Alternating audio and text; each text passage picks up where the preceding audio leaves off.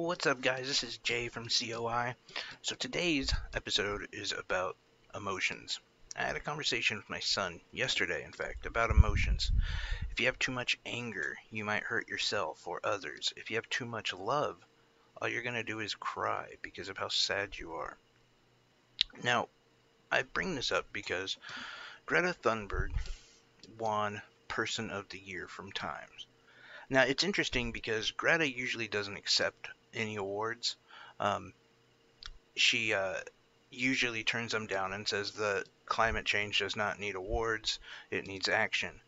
This one, though, she did say that it would be a bigger distraction if she denied it. So, and I think it's arguable that she's just as good as anyone else to get this opportunity. The interesting thing, though, is that Donald Trump tweeted about her and said that she needs to control her anger. She has an anger management problem and she needs to go see an old-fashioned movie. But, as Zach De La Roca once said, your anger is a gift.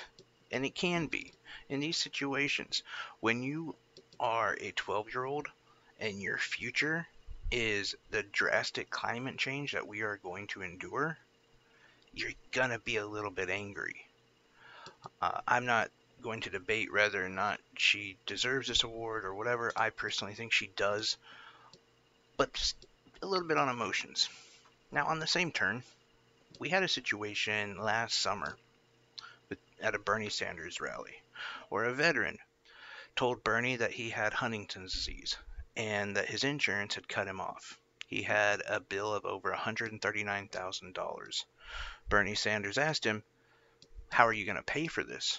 And the veteran replied, "I'm going to kill myself." Bernie talked him out of it and said, "No, you're not. We'll handle this." Well, like many politicians, you kind of expect to never hear an update on it. Well, Bernie had a rally in that same state a couple days ago, and the veteran John Weigel was there. He told Bernie that you saved my life. I am now debt free thanks to Bernie, the people he's talked to, the GoFundMe that got raised.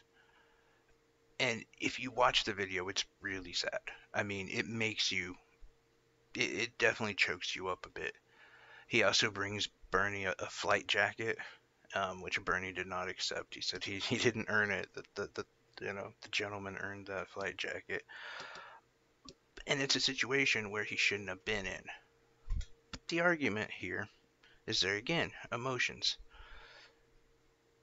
Bernie may not be a very emotional guy, but you have to have that amount of love in you to be committed to help somebody when you don't have to. And he stands by what he does. It's an amazing story. And in a way, in both situations, you had both of these people who have a legitimate emotion.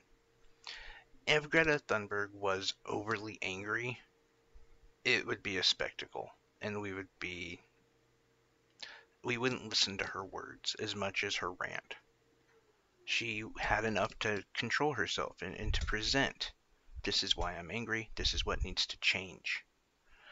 Bernie Sanders, on the other hand, if he was so emotional about the woes of the people in this country, he wouldn't have the power to get up and fight because he wouldn't have the anger to do so. He wouldn't have the motivation, the ambition. All he would feel is the weight of the world on his shoulders. And all you can really do at that point is sit in bed and cry. So it's amazing, these two stories about two people who not only are changing things for the better, but they're also working to show how we have to be better ourselves. We can't be consumed by one thing or another, whether it's an emotion or it's a side. I think it's interesting the people who are outright angry about Greta Thunberg winning this. I would ask them, who was 2016's Person of the Year? They probably couldn't tell you. I know I couldn't. Because it's not about that. It's about that she attacked their side. That's what they're mad about. They don't stop to say, hey, this kid, who maybe she's wrong, maybe completely wrong, but to her, and she's a child, she believes she's right. And if you see the world crashing around you and no one doing anything, I want my child to be the one to stand up and say something. I would be incredibly proud of my child who would do something like that. And to shame her and say she's angry, she has mental illness, and just throw her off the edge because she's not on your side. That's ridiculous. I mean, that's deplorable, honestly. And any of the people who are arguing that, well, she was doing this for attention. I argue that if she was doing this for attention, wouldn't she be accepting these awards, and wouldn't she be in the limelight and getting money for this and that instead of turning most of it down and pushing the climate change and the actions that she believes in? It's a decent argument there. And it's the same with Bernie. Um, Bernie believes that all people should have health care. And you look in the wars that we've had since 2000. I mean, we went from zero, maybe one, arguably one, but pretty much zero, to nine. And just quickly think about how much money that is. As right now, we're increasing our budget 80 billion a year. 100 billion is the next estimate for next year. By the time the Iraq and Afghanistan war is over, we're going to be in about $30 trillion. For what? $30 trillion. Healthcare, though? No, we can't find the money for that. Free education? We can't find the money for that. But this guy is out here fighting for everyone.